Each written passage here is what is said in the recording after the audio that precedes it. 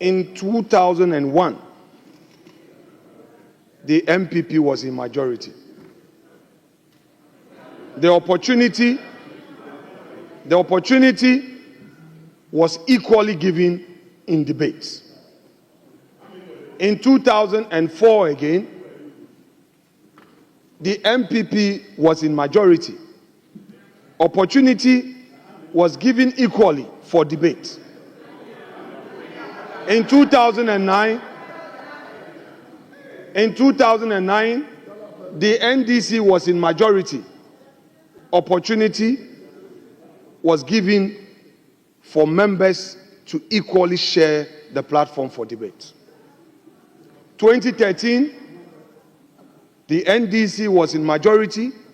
Again, the platform gave equal opportunity for members on both sides to have a debate equally. 2017, the MPP had overwhelming majority of 169, the first in our history. Mr. Speaker, in this, there was nothing like the NDC being given less opportunity to speak. Mr. Speaker, at all material times, in 2017 all the way to 2021, time allotted, if members were given 10 minutes, the 10 minutes was for both sides. 15 minutes for ranking and chairs was observed. Leaders had their 30 minutes and 40 minutes, and it was done for both sides. Again, when it came to how the debates had to be shared, if the NDC minority had 5, the MPP majority equally had 5. Mr. Speaker, it must be emphasized that even in travels, when it came to delegations, there was nothing like the majority having more. Mr. Speaker, it never happened. Travels, can I finish? When I'm done, Honorable, when I'm done, you have the opportunity to also have your bite. So listen. Mr. Speaker, in opposition, I recall... Honorable Minority Leader, this is a House of Record. Can I finish my submissions? No, I just want to clarify the issue with you. Let me finish my submission, most respectfully. As a House of Record, are you saying as a fact that in travel, the proportions are not applied? Mr. Speaker, I am making my submission. Let me finish. Mr. Speaker, let me finish. Mr. Speaker, the majority leader will have an opportunity to come and make his submissions. May I finish?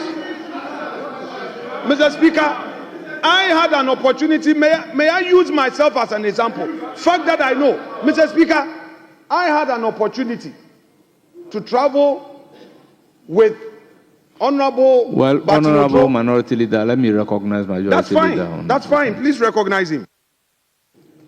Mr. Speaker, he made a statement claiming that travels were equally distributed, which is not the case.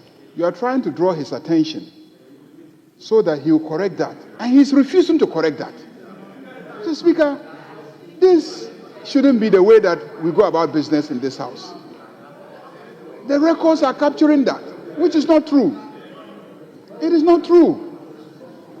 It depends. If, let's say, that there's a travel in which you are sending 2 people, there you may say, okay, 1 person from minority, 1 person from majority. In which case you may say it is equal. But where you have a delegation of 5, it has never been the case that we will share equally. So, Mr. Speaker, at least correct that fact and continue making your point. Please, let's develop that culture where when the Speaker is drawing your attention to what appears to be an inaccurate statement, deal with it. Honorable members, as speakers, we do not take part in the debate, but sometimes we provide some guidance. So there is nothing wrong in doing your contribution. Your attention is drawn to something. The speaker is not taking part in the debate by drawing your attention to that particular fact. It happens in every democracy. So, Minority Leader, you have the floor. Thank you. I appreciate the opportunity. Mr. Speaker, between 2013 and 2017, I was in this House. The opportunities that I had from the Minority Caucus for travels, the delegation was equal. We were in minority.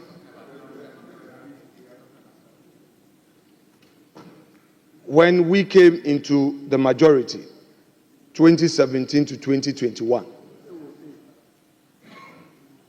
the opportunities that I had to travel on delegation, again, I saw equal numbers. Mr. Speaker, between 2021 and 2025 January, the 8th Parliament on all occasions of travels, there were equal numbers.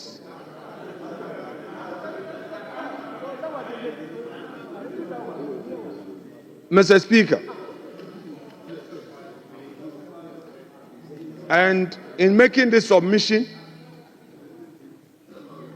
I invite Hansard to refer to all records of my official travel in this House, which travels Hansard would confirm that per the administrative records, these were equal opportunity given for members to travel. That is just by the way. Now let's come to debates. Mr. Speaker, it has never been the practice of this House that when it comes to debates based on numerical strength, the minority will have less time, and to worsen the case, the minority is even given less opportunity in terms of numbers, all because the majority has more. Mr. Speaker, I have had cause to draw the attention of my colleagues in the majority that only yesterday we were to the right of Mr. Speaker. Mr. Speaker, I recall all the concerns that the minority then raised, and we had to bend over to ensure that they were heard. Mr. Speaker, this precedent that is being set,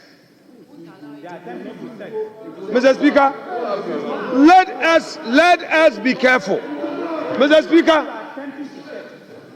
Speaker, the last time the majority leader, when he was presenting the business statement and brought this matter up, he said that, the public is getting a certain impression that we are overshadowing them. Those were his words. The majority leader, I'm not misquoting, the man is right here. He said that because of the equal numbers that we share in debates, the public is getting a certain impression that we are overshadowing them. Hansard is there. Mr. Speaker. Honorable Mr. Minority Speaker, Leader, the Majority Leader is on his feet. So very well, you can, Mr. Speaker, it is his bona fide. Recognize him. I'll come back. Mr. Speaker, the point I made on Friday was that when you have 188 people sharing equal time with 88 people, 88 people,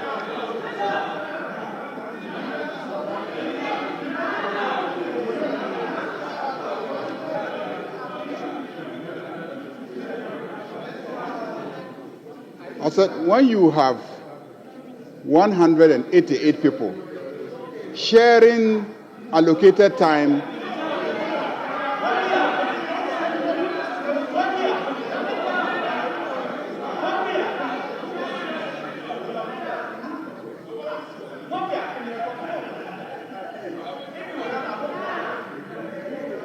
when Majority Leader, you have the floor. 188 people sharing time equally with 88 people.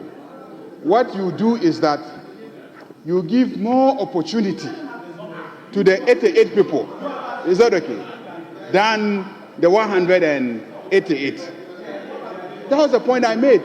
To the extent that because your side gets to speak more often than my side, one of your former ministers went on television and said that the people on this side don't know how to debate, they don't participate in debate because you get more frequent opportunities than the people on this side. That's the point I made. That was the point I made that day.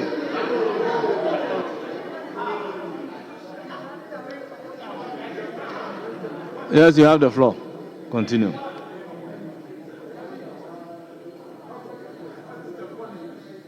Mr. Speaker, just before I continue with my submissions, the records of this House have it that the MPP minority has 88, the NDC has 183, the 4 independent members wrote to inform Speaker that they were going to join the NDC.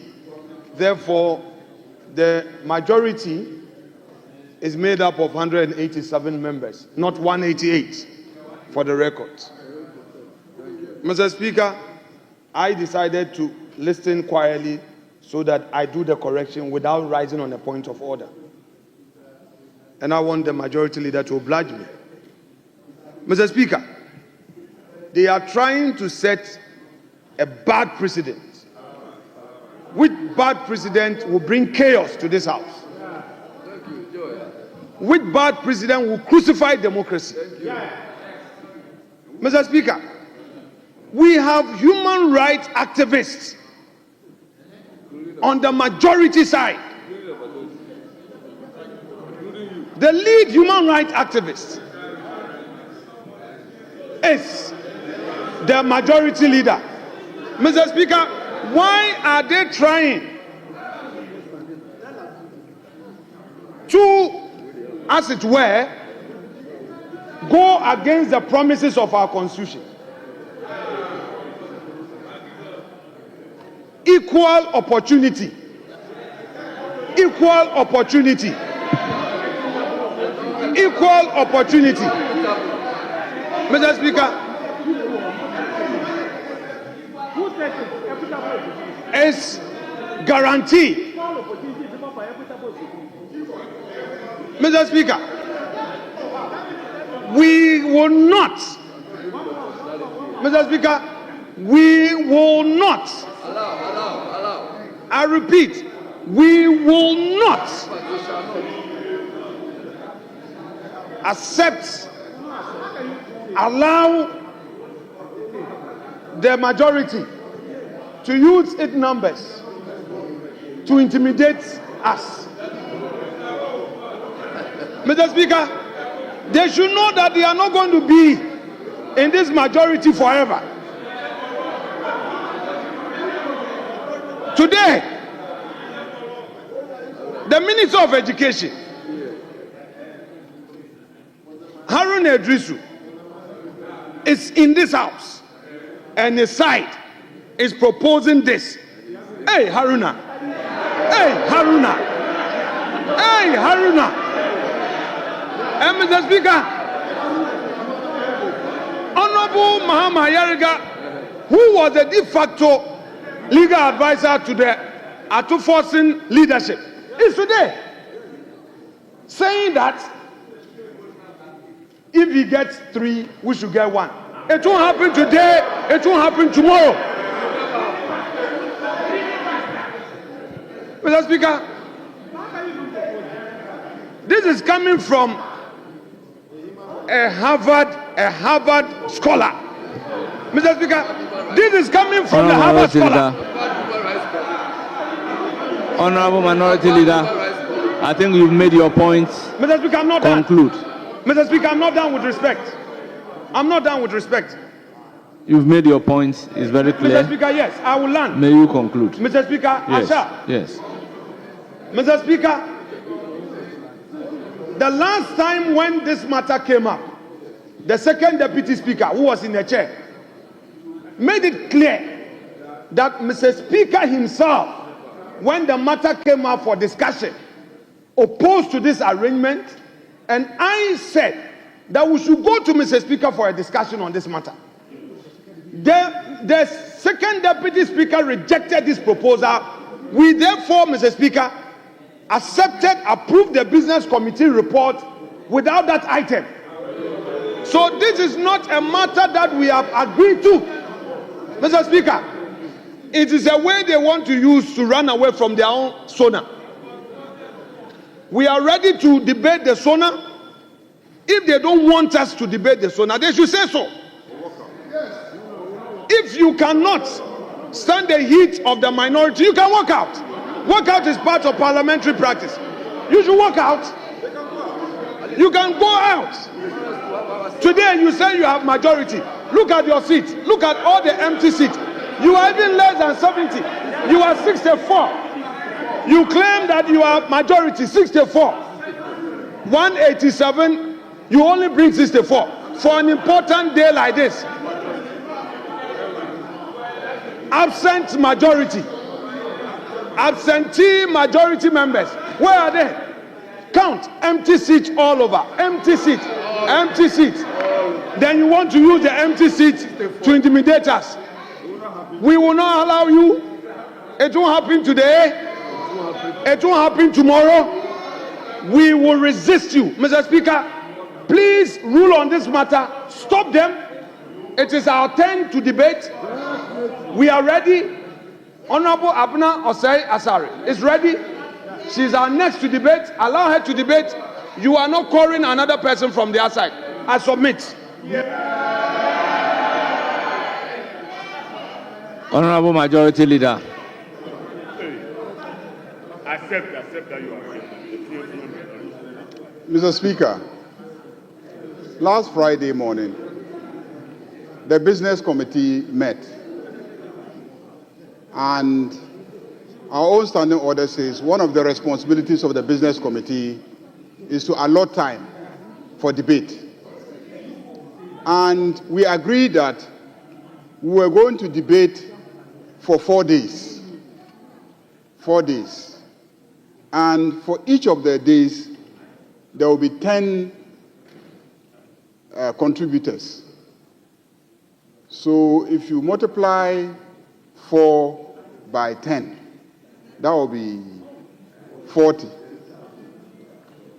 This side of the House, represented at the committee meeting by 4 members, proposed that we should share the time equally. They will take 20, and this side will take 20. So each day, 5 people on this side and 5 people on our side. And our side said no. We cannot allot the time equally because we are not equal. We are not equal. Mr. Speaker, we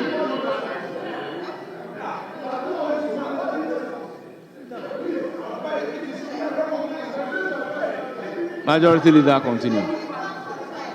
Majority Leader, continue.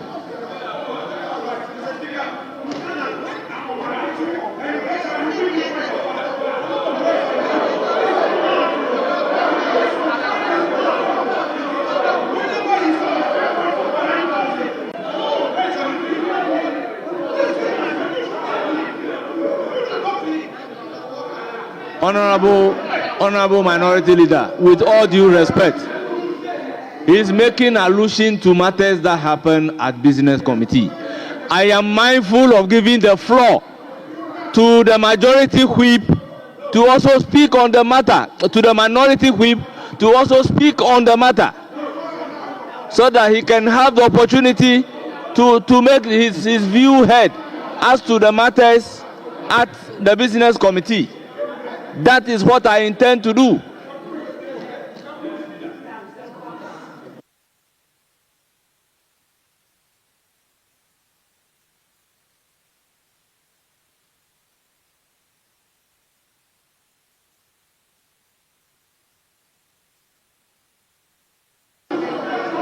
Honorable Minority Leader, you see, Honorable Minority Leader, the practice, the convention is very clear that at any point in time, I will recognize the majority leader and the minority leader against each other on a point of order. But to recognize another person against the minority leader and the majority leader on the point of order, that is not the way we should go. That's not the way we should go. You know the time-tested practice. So what do you want us to do otherwise?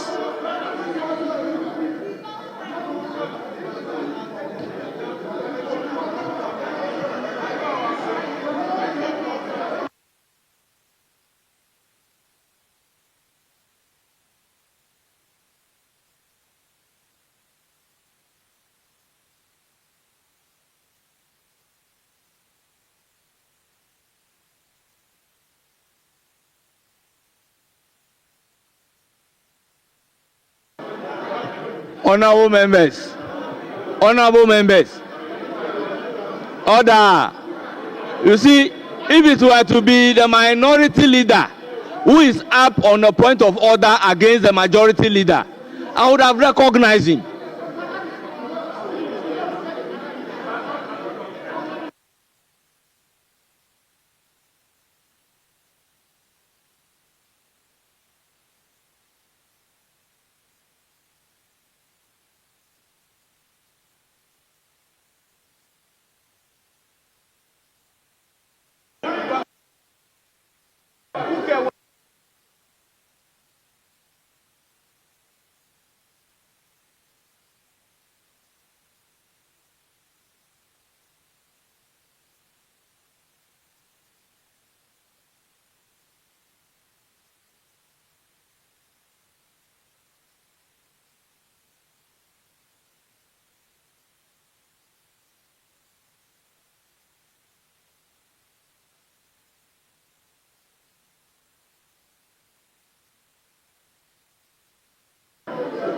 Honorable Minority Leader, what you are telling me to do now will be to the effect that what your side is requesting me to do will be to the effect that any time at all, you as the minority leader, you are on your feet, I can recognize any other member on a point of order.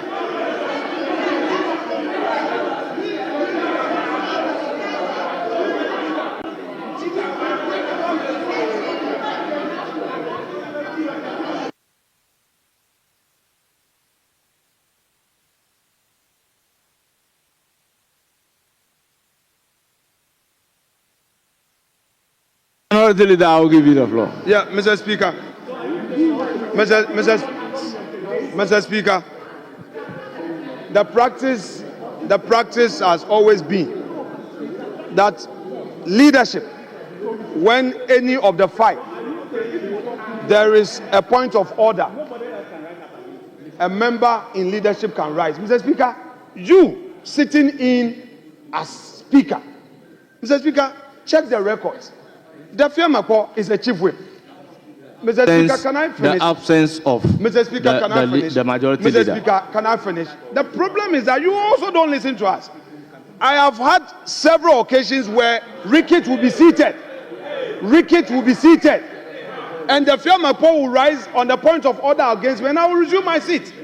It is the chief whip of the minority who got up on his feet to raise a point of order. In fact, Mr. Speaker, I will bring you Hansard. where the majority leader was seated right here, yet the Fiamako rose on a point of order against me. The answer is there, where you were presiding. Mr. Speaker, let us get the president clear. The minority chief whip was on his feet on a point of order. When I was making my submission, the majority leader stood up on 3 occasions against me on a point of order.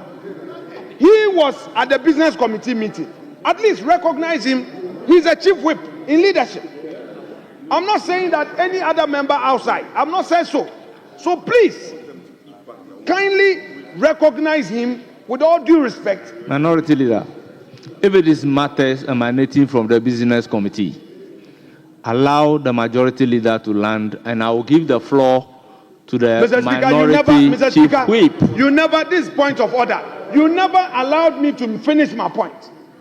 Mr. Speaker, let us not treat ourselves this way.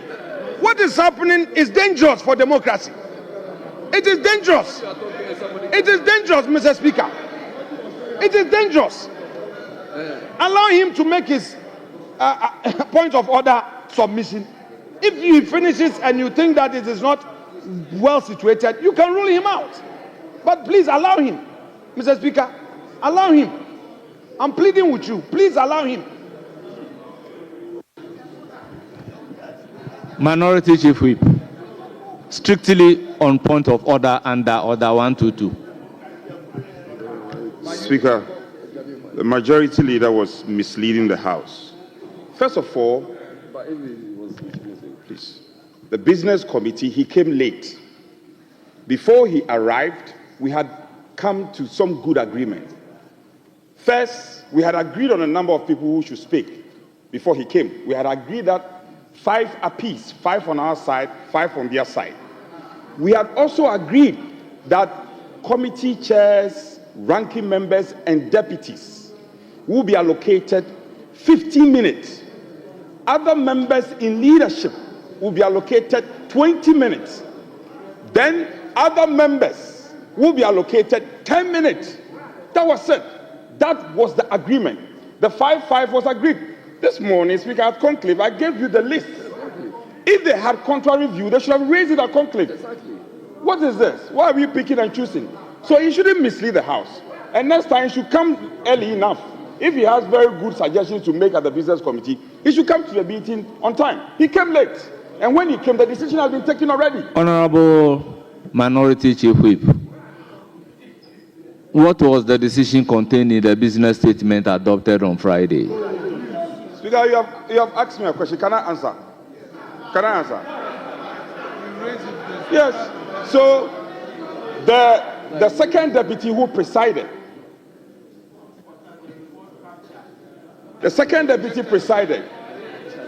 we debated on same matter, and the second deputy said that the matter on the number of people who speak on each side, the convention and practice should be sustained. That was a ruling. That was a ruling. And he said, as far as it's concerned, one here, one there. That was it. That was the ruling. That was it. That was the decision. You can refer to the Hansard. That was the decision. Majority Leader, you have the floor. Mr. Speaker, the work that we do in this House requires the highest level of integrity. The Speaker himself today severally reiterated the importance of integrity. Mr. Speaker, I arrived at the business committee meeting late. And then when they indicated that they had agreed that they would present 5 people and we will present 5 people, I objected. I said, no, this is not possible. There and then, my chief whip then said, it is as if leader was here. When you made this proposal, I objected, but you overpowered me. You see, my leader has come and he has repeated the same position. Those are the facts. He knows. I won't lie. Mr. Speaker, I won't lie. Order. So apparently it had been raised by the chief whip on this side, but they concluded that it will be fine. I said, no.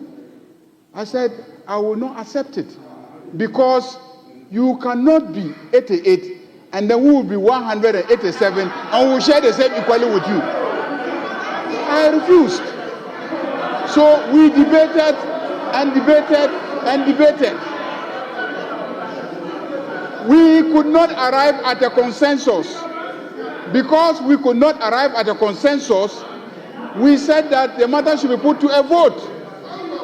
The matter was put to a vote, and they said they didn't want to vote, and they were objecting to the decision. I said the standing orders say decision should be by voting.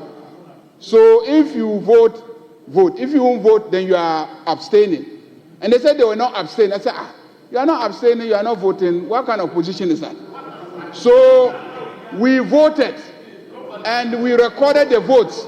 And the vote was that 7 of us approved the decision to use the population size in the House as a ratio by which we will share contribution.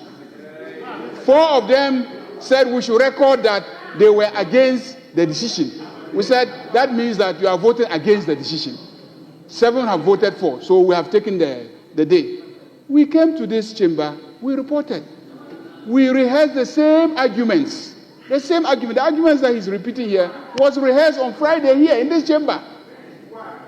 And we said, look, the rules are that business committee should program debate, allot time, and we have met and we have allotted the time. This side will take 68% of the time, and you will take 32% of the time. Then they objected. The vote was the report was adopted. After the adoption of the report, then the speaker made some statements saying that he thinks that vote contribution should be governed by Order 115. And I said, no, that's your opinion. So I insisted that we should state clearly what the conclusion was. Then he said that the conclusion of the House was that it had adopted the report of the business committee.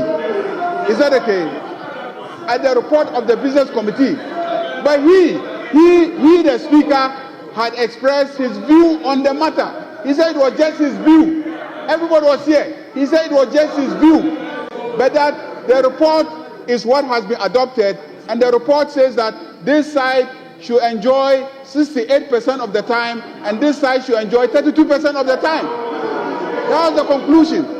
Mr. Speaker, we will go by the conclusions of the business committee as adopted. If you will not participate in the debate, you can leave. You can leave. We will debate. We will debate. We are going to debate. We will debate. We are going to debate. And this is going to be the order of business going forward. Mr. Speaker, he spent about 30 minutes trying to justify his position. Our side. Honourable members. Our position. You are on point of order. Well, Honourable Habib. Thank you, Mr. Speaker. Mr. Speaker, the majority leader is misleading the House. He's misleading the House in a sense that when he presented the business statement, I was the first to be on my feet. And I raised the issue with regards to precedents of this House. And I also draw the Speaker's attention to Order 115. I drew the attention of the Speaker to that. And Mr. Speaker, if you check the business statement then, based on the narration he was given, at the conclusion part on that subject matter of proportion in terms of debate, concluded, and if I can paraphrase, saying that the minority, however, disagree, and it was now for the consideration of the House.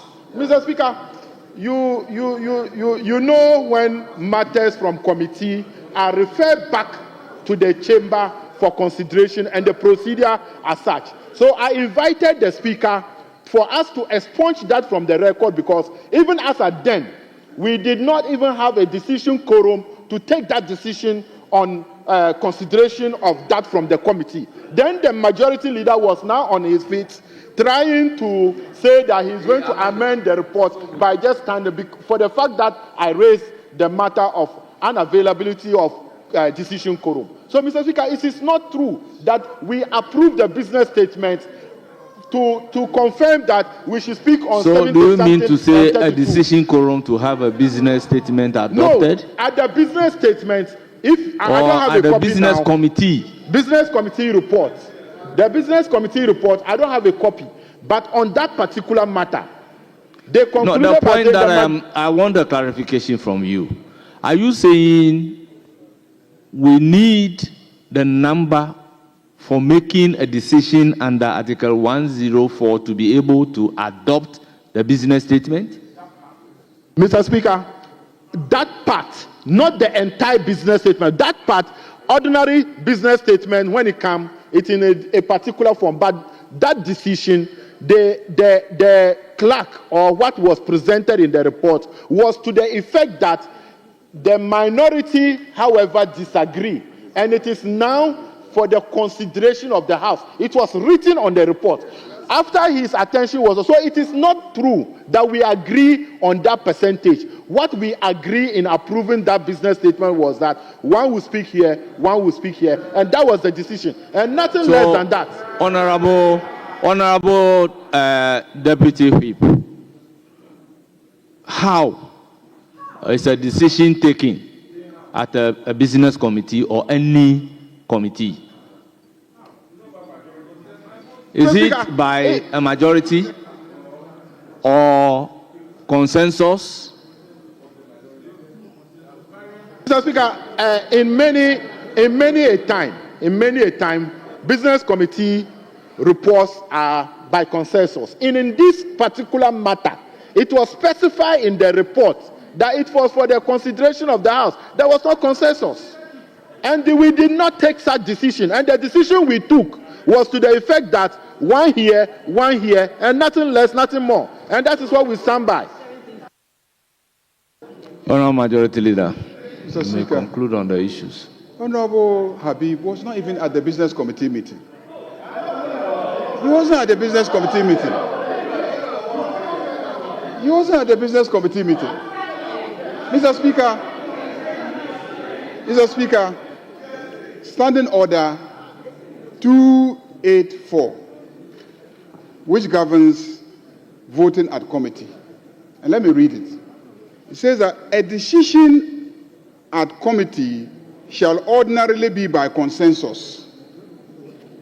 Then 2 says that where a committee is unable to reach consensus, the decision shall be by majority vote of the members present, either by voice vote or by head count. So we argued and argued about this arrangement, voting arrangement, debate arrangement, and we couldn't reach consensus. I cited this standing order and said, since we cannot reach a consensus, we'll have to vote. And then we voted, and we were 7 on the majority side, and they were 4. And they said their heads should not be counted, I remember. And I went around holding their head, saying that, oh, since your head doesn't want to be counted, we joked about it at the committee meeting. And then when we finished, for the avoidance of doubt, I insisted at the meeting that the clerk should state clearly what she's going to record at the meeting. And she repeated the conclusion and said that 7 voted for and 4 said we should record that they were against. So I said, make sure that that is what is captured in the report.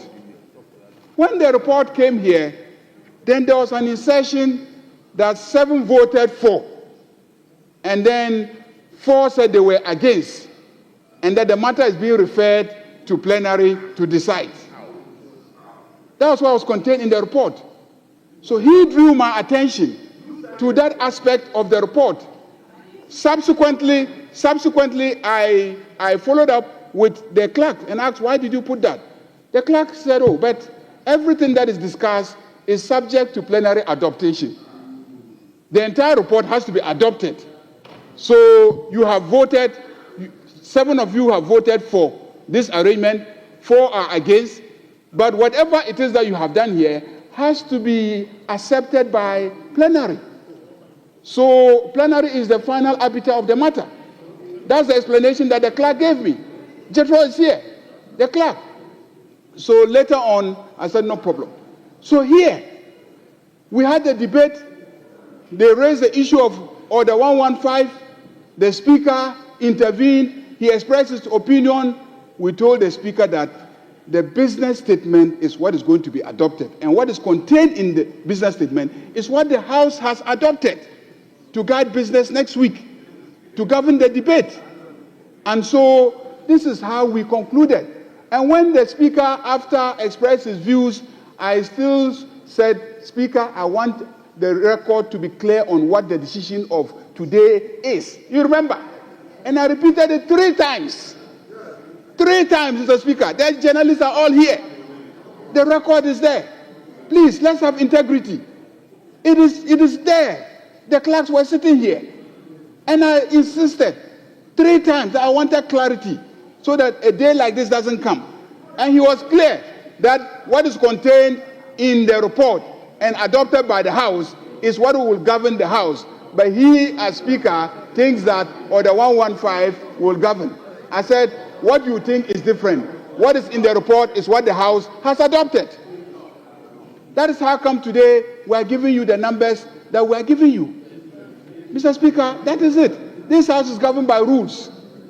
As for what has happened in the past, if some majority slept over their rights, that's up to them.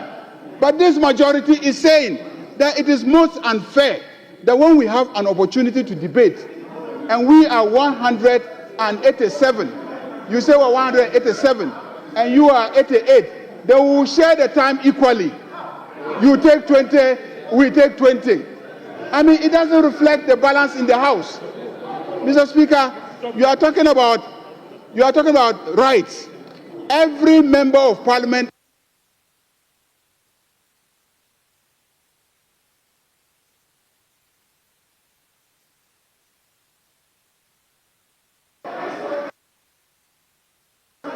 Your microphone. If we accept the arrangement, it means that you get 2 opportunities and the people here get 1 opportunity. That's the arrangement that we have. You get 2 opportunities and the people here get 1 opportunity. And I'm saying that's not fair. That's not equitable. That's not fair.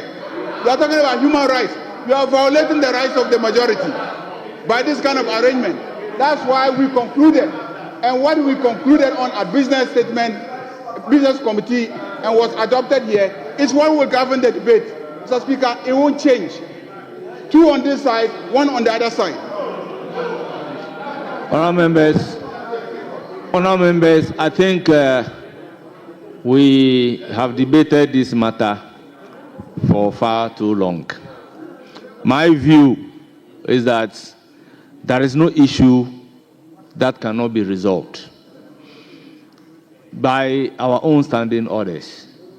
We have to build a consensus. And in the absence of a consensus, then we can take a decision by way of voting on the matter. Honourable members, order.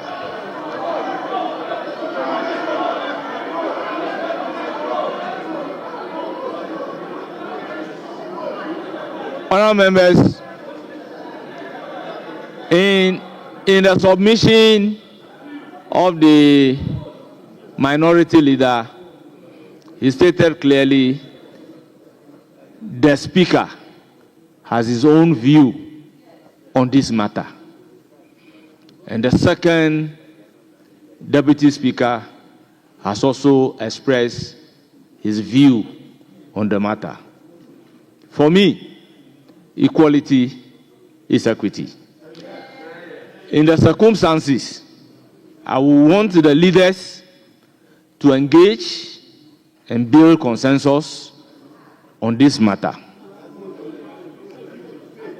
Honourable members, after the exhaustion of that opportunity, when we are not able to build a consensus, then we have no other option than to apply our own rules to address the situation.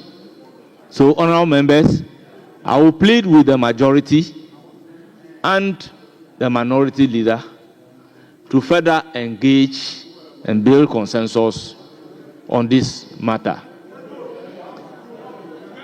Meanwhile, honourable members, I will plead with you that for the purposes of today and until the matter is resolved amicably, either by consensus or a decision of the House, we should exhaust the 5-5 for today.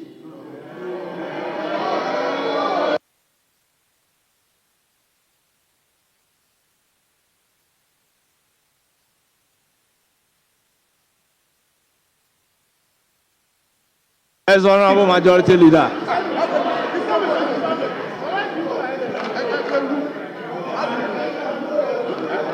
Mr. Speaker, with all due respect,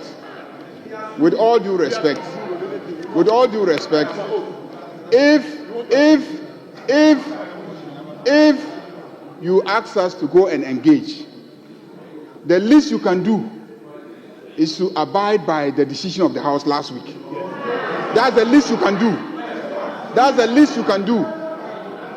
But you cannot rule in their favor and say that we should go and then engage. No, Mr. Speaker, we will not accept that. The House adopted a position last week, and it is that position that has to prevail. The House adopted a position last week. Mr. Speaker, that's most unfair, and I'm registering my protest. The House adopted a position. We adopted a position. And you already called him to contribute to the debate. Honourable Majority, I disagree entirely. Honourable Majority Leader, with all due respect, I it is not a ruling per se. I never will do this, Mr. Speaker. Yes, I never will do this. Honourable, you will not walk out. If you will not walk out, we will walk out. We will walk out. Mr. Speaker, it won't happen. We will not agree, Mr. Speaker. We will not agree.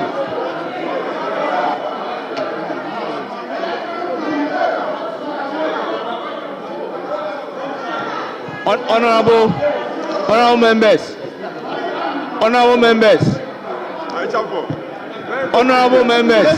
order. Honourable members, order. Honourable members, resume your seats. Honourable members, I express my view and indicated clearly that the two leaders should engage. And in the absence of reaching consensus, then we'll come to the House and apply the rules. But if my view is not acceptable in the circumstances, I will want to have the House suspended. The House is accordingly suspended for 30 minutes. Welcome from suspension of the sitting. And since my deputy was presiding, he gave me brief, but I want to hear from the leaders. Where do we go from here?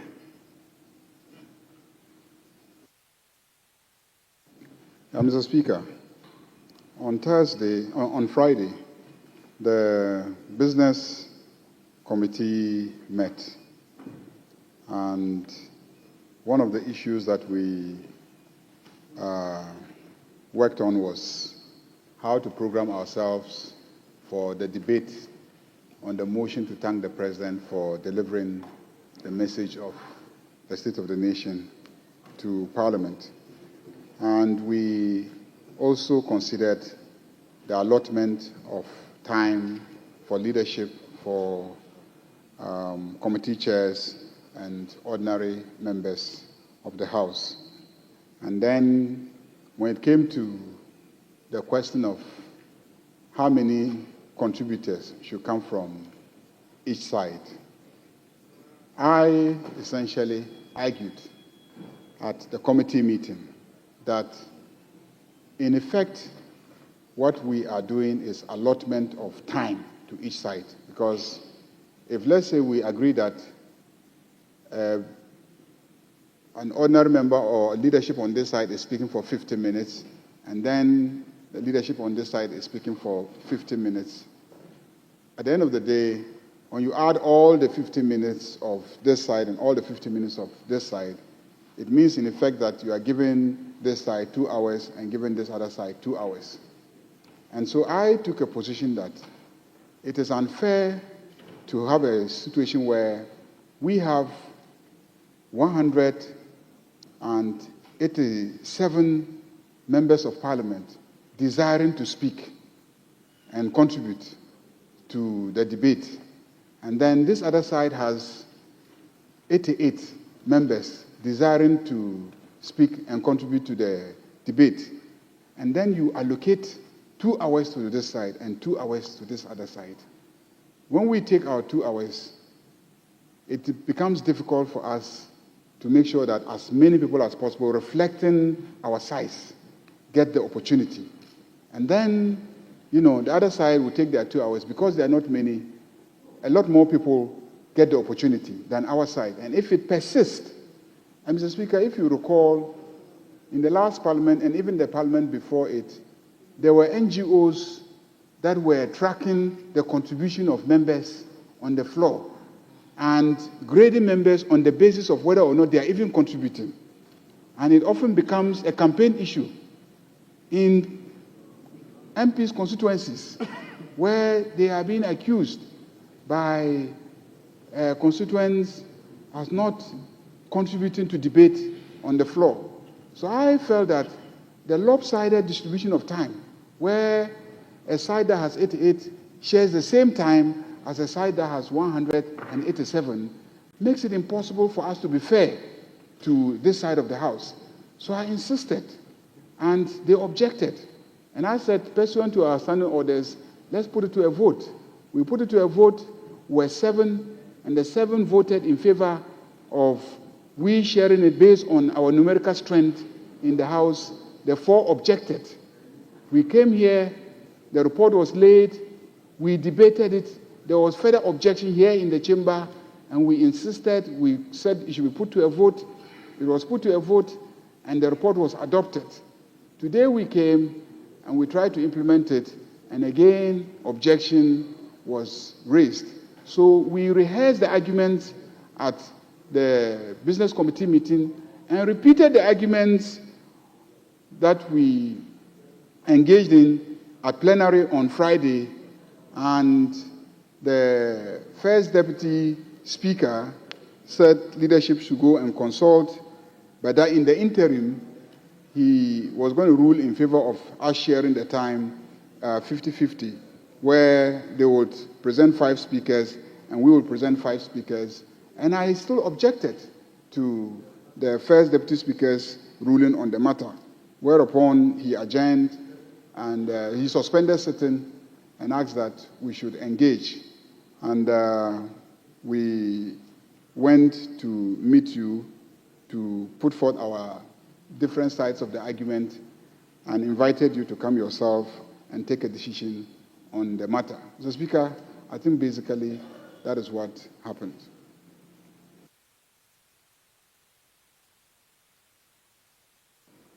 Speaker, with respect, I shall proceed to give an account of matters in my perspective, guided by the rules and the practices of this House.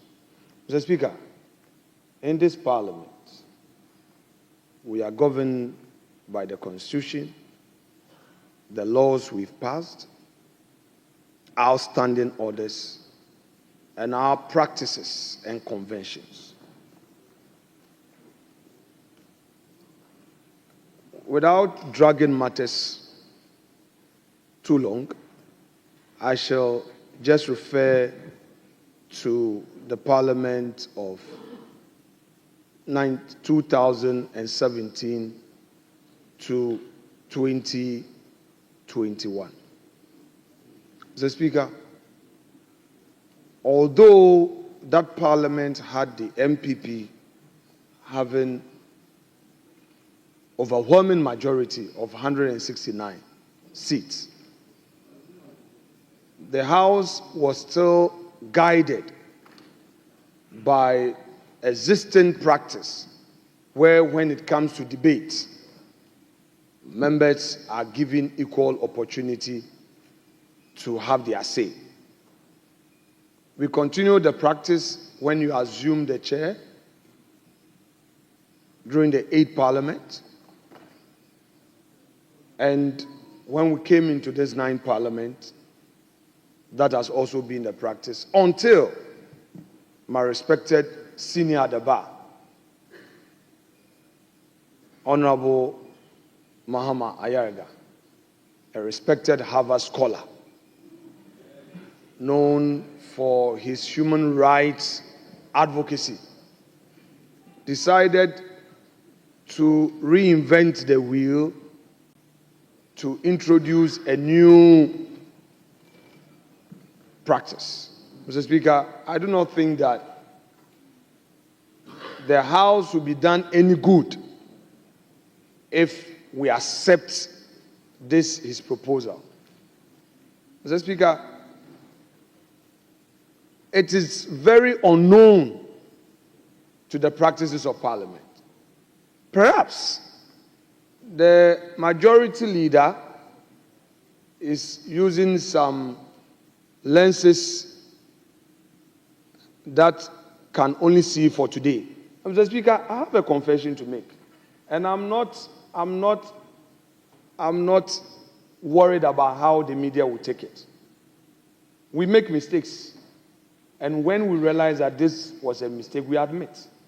I recall when we were enacting these new standing orders, a proposal came from you that the minority leader should chair the appointment committee. Mr. Speaker, we disagree with you. We're on the majority front bench because we felt like, hey, if the minority leader is going to chair the appointment committee, what will be our fate?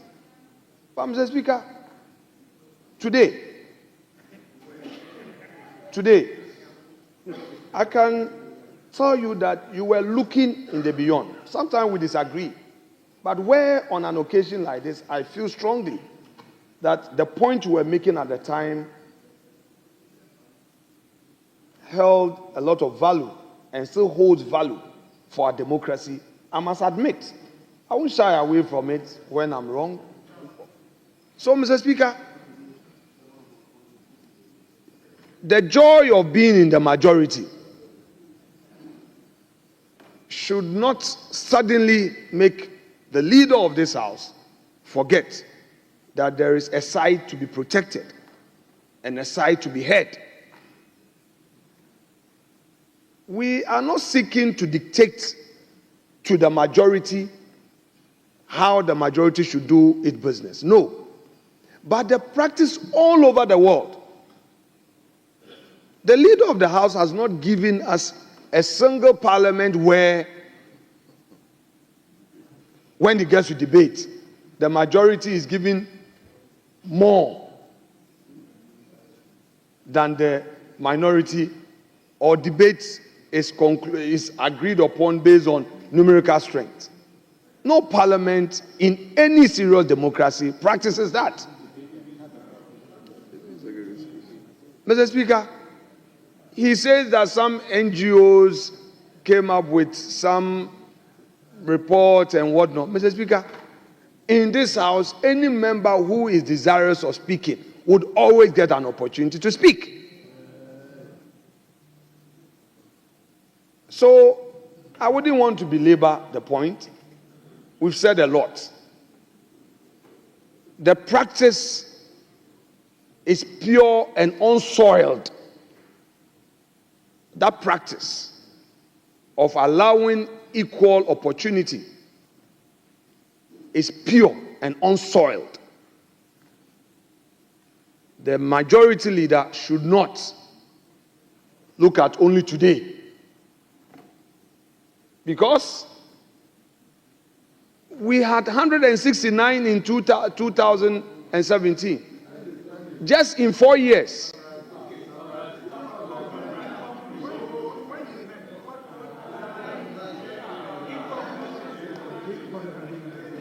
Intolerant majority.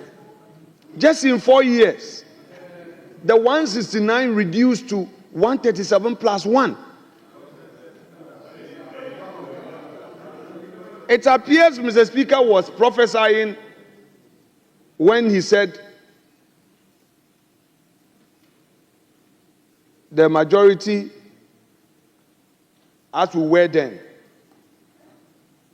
could suffer some electoral misfortune. Indeed, we are now seeing our mighty few. But, Mr. Speaker, do not allow this overwhelming majority to make you think that your superiority will be there forever. 4 years is far but near. My last point for the day. Mr. Speaker, the Honorable Majority Leader in his earlier submission said that, well, if in the past the majority slept on their right, this time the majority will not sleep on their right. I found it very rich, extremely rich, that a practice all of a sudden has become right that we have slept over. So you are telling us that we are acquiesced. We slept on our right. We didn't insist on our right. Yesterday when we had 169, when we had 138. So if we allowed you, the minority then, to have your way in a fair balance, you having your majority today, you will not sleep on your right. I don't think it's about rights being exercised, but it's about a discretion from Mr. Speaker to recognize. And that is why we leaders are engaged and consulted. Mr. Speaker gives us that opportunity to guide him and say, look, are you going to, how many do you want? Leaders, on this occasion, 3-3, 4-4, or 5-5. Then, guided by it, he can take the list. So, Mr. Speaker, I shall conclude by submitting that please let's keep to the known practice. We are doing SONA. If you call 5 from this side, give 5 to this side as well.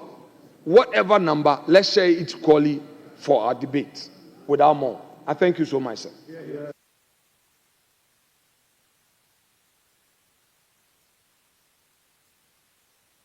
Mr. Speaker, the logic of his argument is that the discretion ultimately lies in the Speaker, the presiding officer.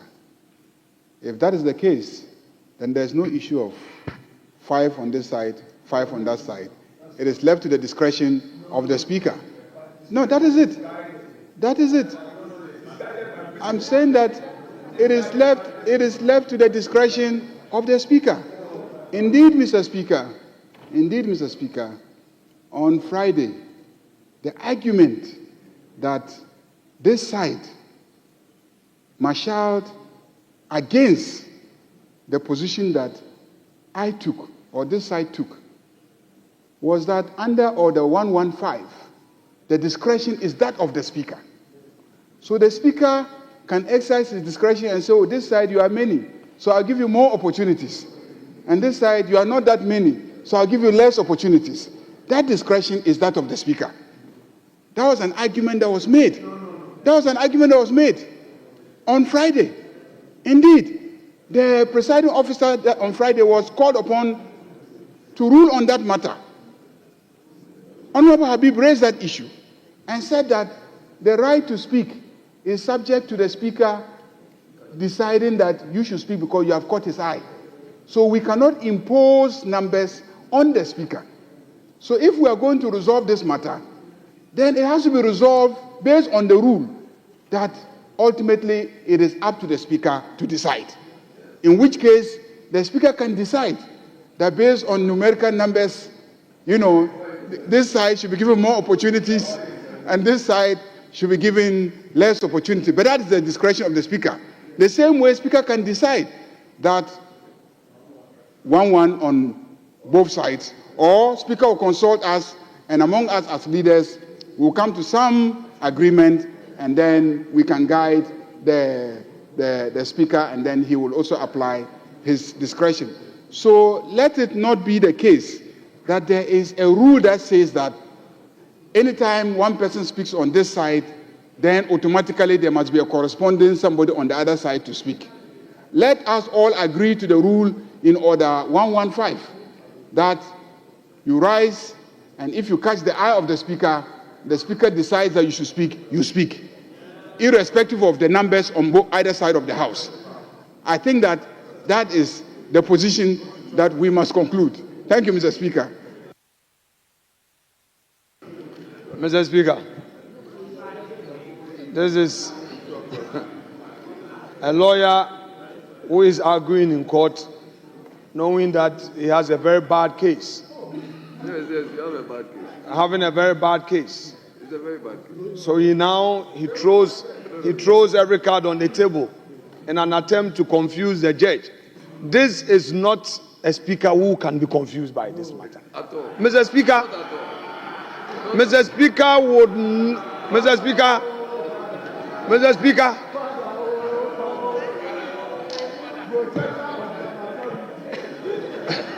Mr. Speaker, on a point of law, the argument must be situated properly and in context. It is not about discretion only, but a discretion rooted in practices and conventions. And in my earlier submission, I said that these practices and conventions are pure and unsoiled. The majority leader, therefore, has no cause to attempt to reintroduce a new practice unbeknown to this House.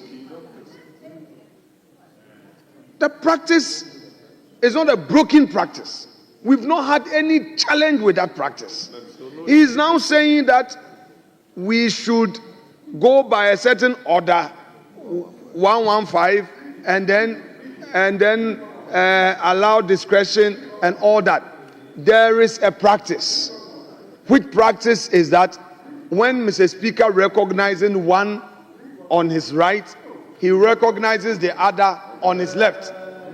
And then he also seeks advice from leadership to guide him. So, Mr. Speaker, I think this matter should be put to a peaceful rest. I end my submission.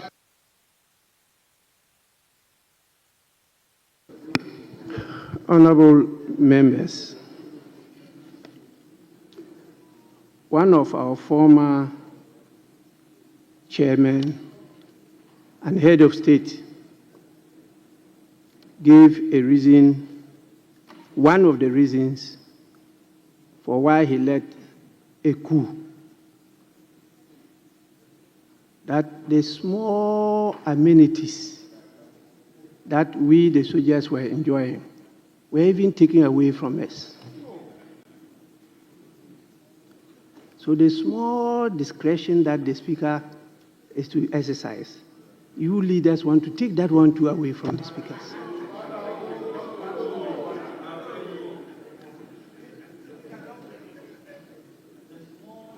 small discretionary power that is left for the Speaker. You, the leaders, business committee, you want to take that one away too from the Speaker.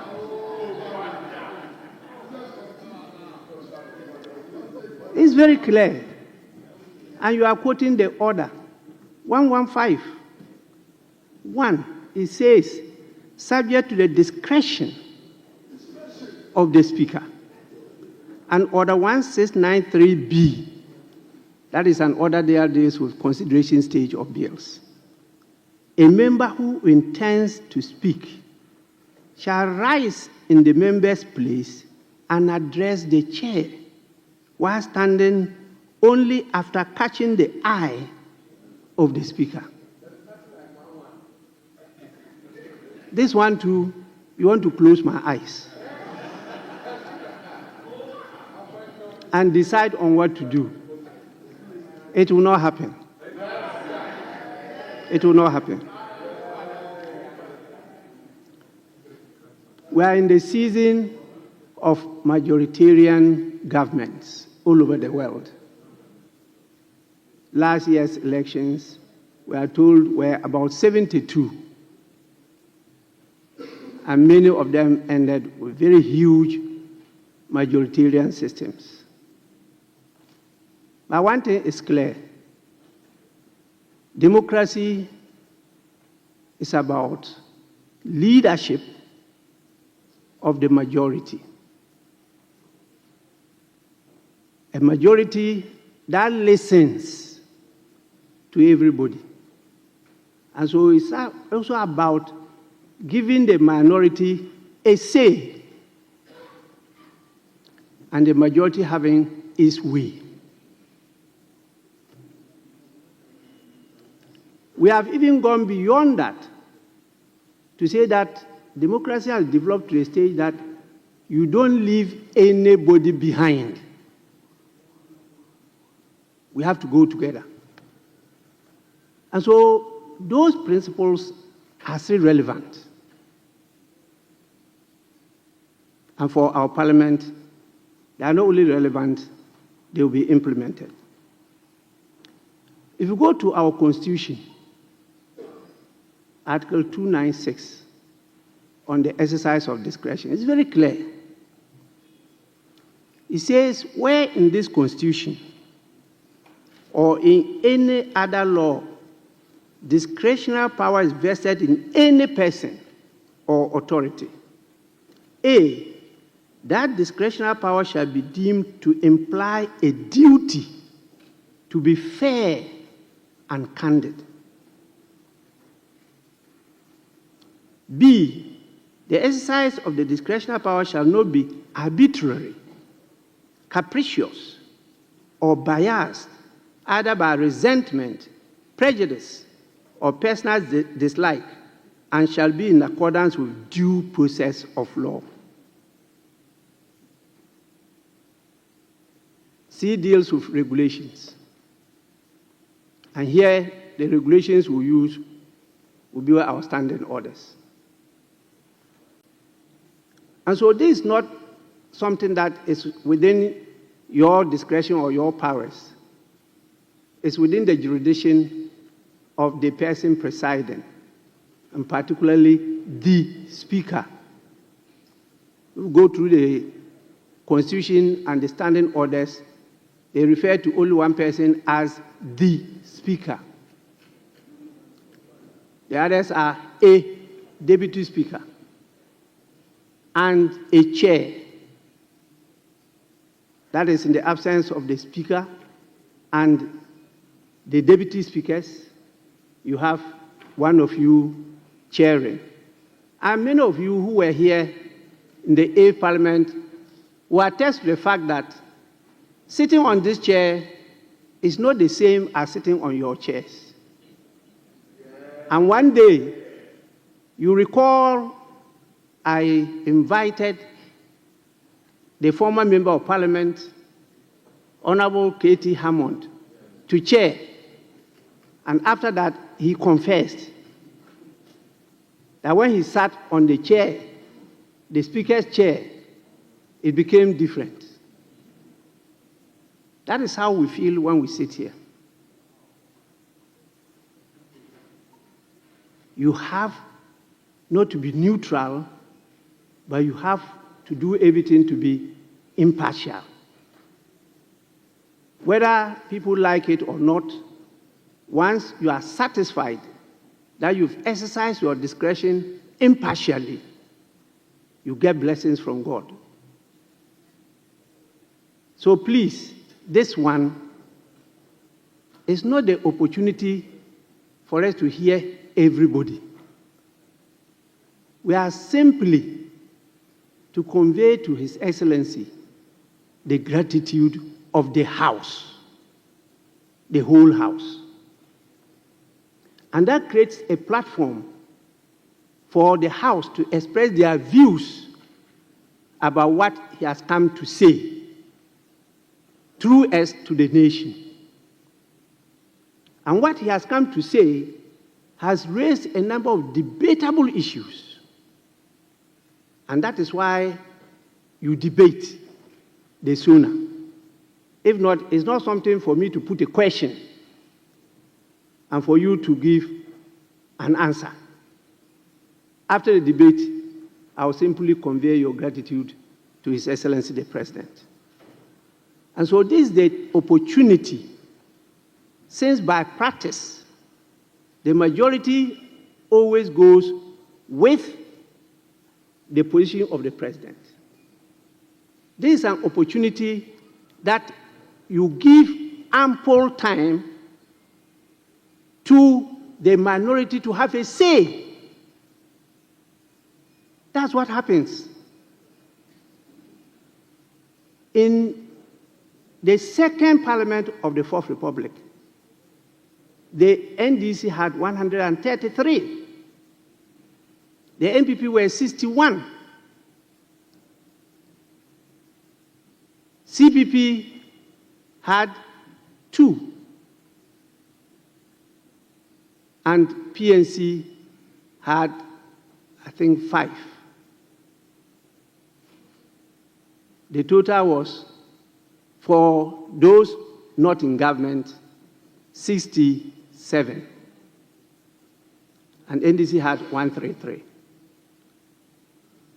But I will let Right Honorable Justice Daniel Annan give ample time to the 67, more than the 133. And they aired their views. They have, they say, when it comes to an issue of decision, you have your way. That is it in democracy. So it's not a number that you count how many should speak on each side of the House. But I don't know whether because of the First Republic, where we had the parliamentary system, Westminster system of governance, or from 69 to 72, 13th January 1972, when we had the same system of government, that you talk about this. If not, this House is not arranged against opposition and government. This House is arranged in a what? Horseshoe manner, calling for consensus building. That is why you have the House arranged this way. And so there's nothing like the right side and the left side. On this left side, you have the MPP members and you have the NDC members. True or false? On this side. So can you say that this side is opposition? No. And we moved away from the terms opposition and government to minority and majority. There are good reasons for that. So please, I'm not going to go by any numbers from any recommendation by any business committee or leaders. We consult leaders and all these committees to guide us. But after the discretion is in our bosom. And so, whatever ratio you are trying to use will not apply here. We will decide who has caught our eye, and the person will speak. But as I said, it's always skewed in favor of the minority because they have to have their say. Then you will have your way. Please, that is my ruling, and we'll go by it.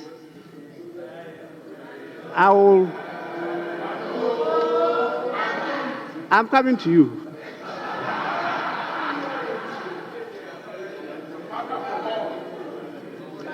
I am not sure today, once again, whether your leader, the minority leader, will say on this floor again that they don't need the protection of the speaker. This time he won't look at me.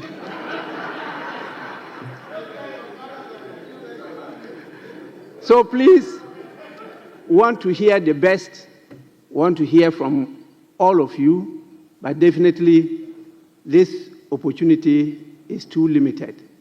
We have in the standing orders, with this experience and knowledge, created room for all other members to have a say on this floor. Nobody will be allowed to go home and say, because of a pillar, he is not able to catch the eye of the speaker. No pillar will cover you. We will grant you space to have a say on the floor.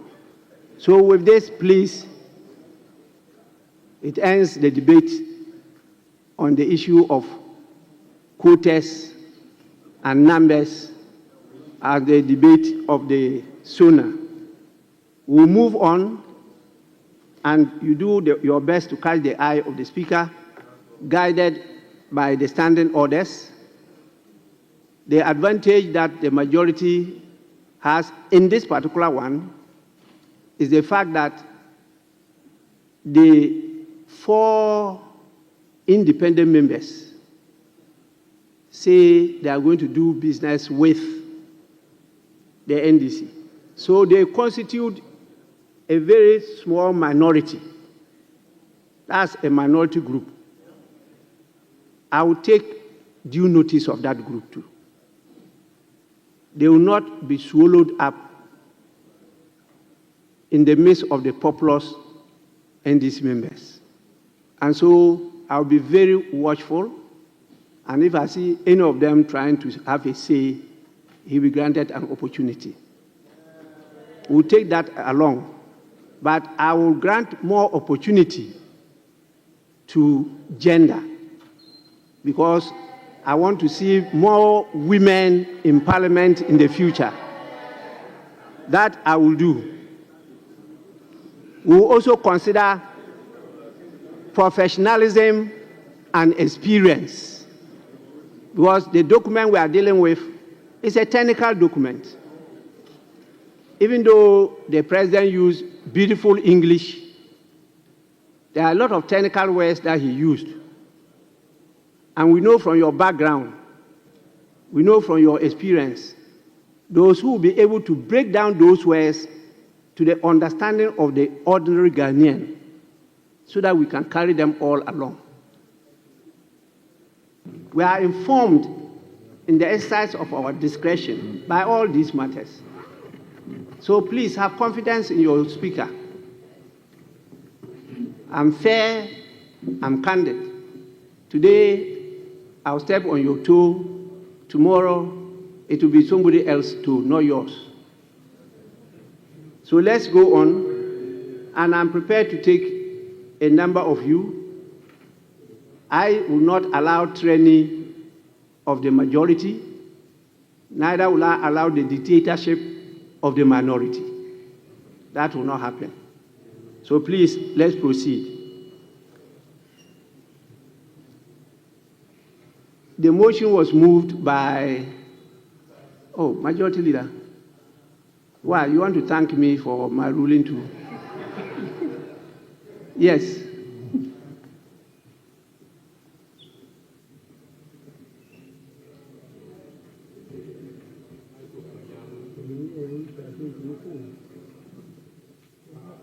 Okay,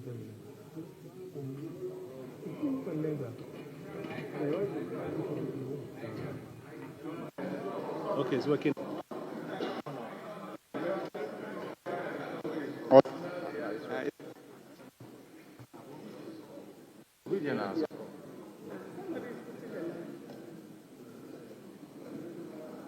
Thank you, Right Honorable Speaker.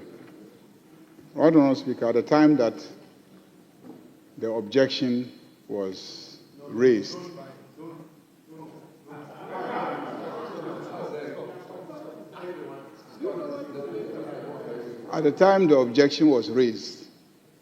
Honorable Achampman had caught the eye of the Speaker. He had actually caught the eye of the Speaker. The Speaker had invited him. The Speaker had invited him to contribute to the debate. Mr. Speaker, your ruling, if I understood your ruling, is that whoever catches the eye of the Speaker gets to speak. That's my understanding of your ruling. And at the time that the objection was raised, the person who had caught the eye of the Speaker and the Speaker had invited him to debate was Honorable Achampon. That was what happened. He had caught the eye of the Speaker, and that's the effect of the ruling of the Speaker, that the Speaker has a discretion, and he exercised his discretion, and he invited Honorable Achampon to debate. That is where we were.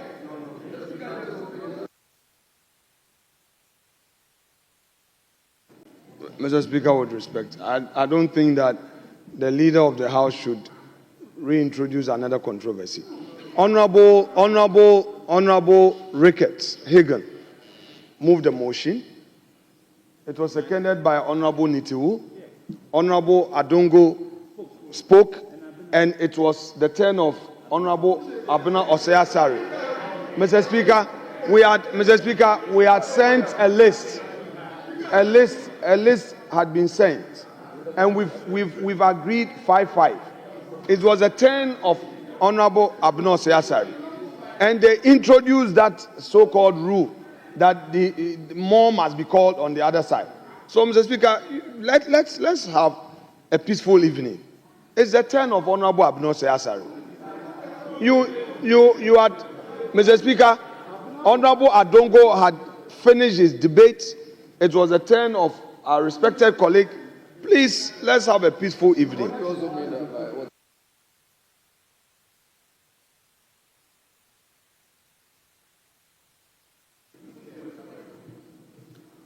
Honorable members,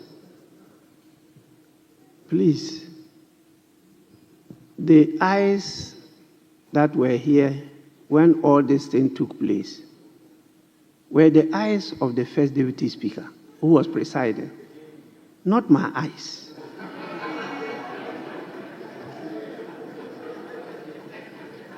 First Deputy Speaker, please, can you lead us in this?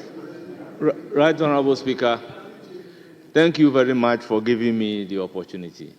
Right Honorable Speaker, the first issue that we have taken was a brief from the Minister responsible for Interior. And after that particular brief, the first person recognized was the former Minister for Defense from the minority side. The second person given the floor was Dominic Nitiwu, also from the minority side. But Mr. Speaker, no, I said Deputy Minister was sitting at the far end there. No, I'm not talking about this motion. I said when we took briefing from the district. Would you listen to me in silence? So, Mr. Speaker, you can balance the House by taking 2 from here and 2 from here. It's still balanced. So after taking the 2 of them, I took another two from the majority side. Mr. Speaker, when it came to the debate, the motion was moved by Honorable Ricketts Hagan, seconded by Honorable Dominic Nittywood. Then I give the floor to Honorable Adongo. Then when I recognize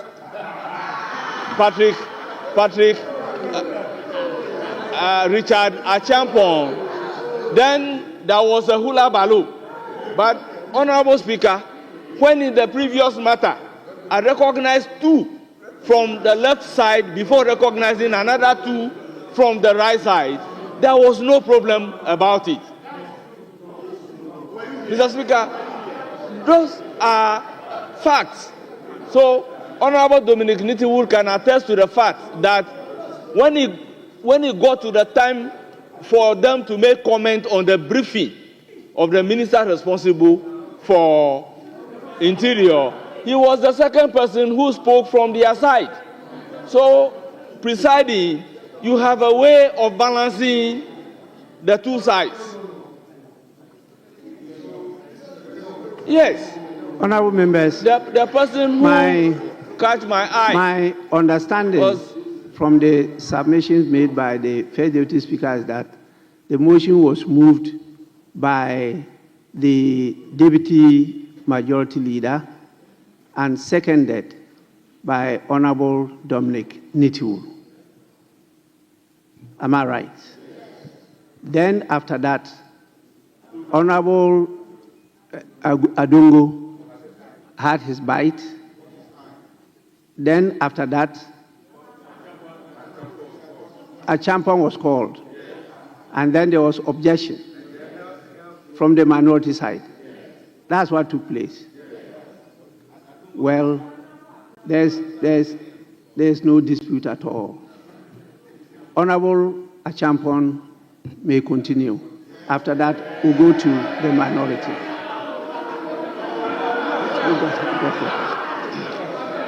Please, there's no debate. You have your opportunity. Don't worry. You'll be given the opportunity. Please. Honorable Minority Leader, the Honorable Richard Achampong caught the eye of the Speaker. I can't overrule that. So allow him to have his say. After that, I'll come to your side.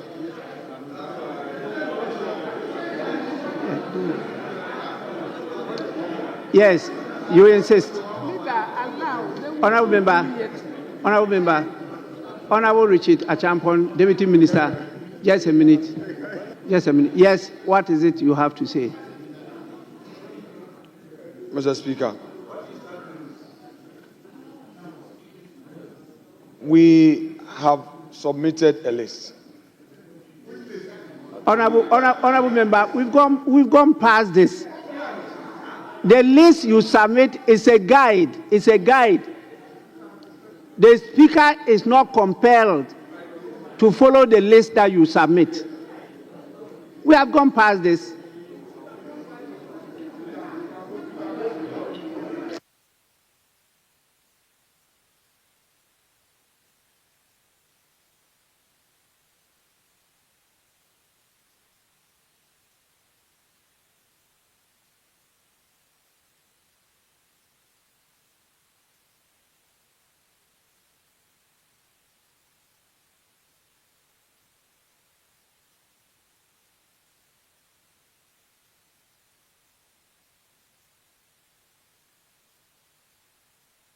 Yes, Minority Leader. Mr. Speaker, with respect. Mr. Speaker, if the very act of the First Deputy Speaker, which gave rise to the controversy, is allowed to stay, what it means is that then we are back to square one. Mr. Speaker, Yes. Mr. Speaker, the practice that I know when it comes to debate is that when you take one on one side, you take the other. Mr. Speaker, you just quoted Article 296 of the Constitution. Yes, the discretion to recognize is within your bosom, and that you have just interpreted 296. Mr. Speaker, the order of recognition, as I know, is that when one is called, the other is also recognized. Mr. Speaker, as you've been told, Rickett moved the motion. They didn't allow the other side to second. It came from this side. Adongo has had his say. Abena was up, and then the majority leader insisted that they should call. Yes, we know what is going on here. We know. You signal that Achampo should be called. Mr. Speaker, what is happening? It's unfair to her. It's very dangerous. A certain precedent is being set. We need to have our turn. It cannot be that they have two continuous speakers. Adongo has spoken. At least our side must speak. Then we do it in turn. What is wrong? Mr. Speaker, I would submit that in the circumstance we find ourselves now, Mr. Speaker, giving us the next opportunity to speak after Adongo would be most appropriate in the circumstance, because you've just made your ruling. But to still go ahead to recognize Honorable Achampong, Mr. Speaker, would render odious all the arguments we've made thus far.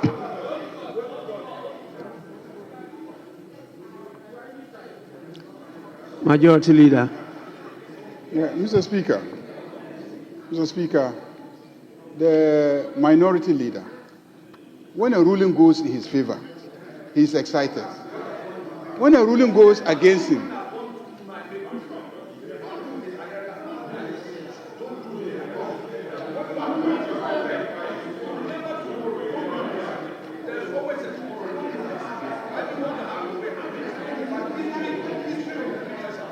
Mr. Speaker, when a ruling goes in his favor, he celebrates it. When a ruling doesn't favor him, he says he won't accept. Mr. Speaker, we cannot work like this. We cannot work like this. Mr. Speaker, you just gave a ruling. Mr. Speaker, you just gave a ruling. Unless the minority leader did not understand your ruling, he did not understand your ruling. Because the conclusion of Mr. Speaker is that the Speaker has a discretion to decide who speaks. That's all. The Speaker has a discretion.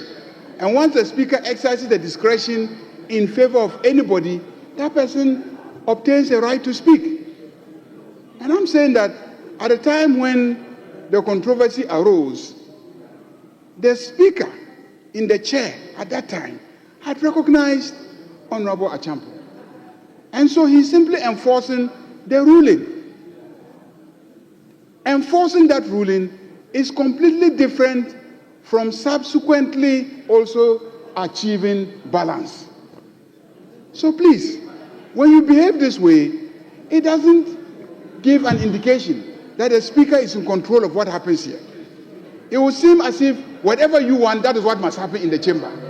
No, that is what it appears.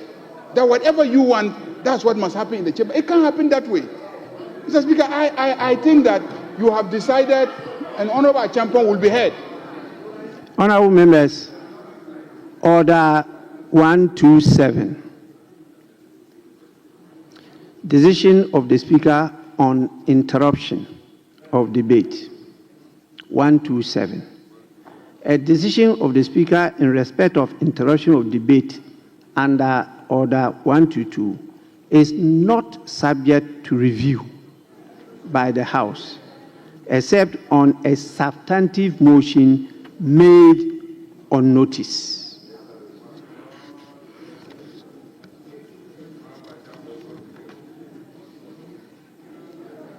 Order 122 deals with interruption of debate. And so you may disagree with me, but the only thing you have to do is to come by a substantive motion on notice. That you can do. The House is made up of members of Parliament, the clerks at the table, the Speaker, and the staff that support us in the conduct of our chamber business. The same for the committees. That is what is defined as the House.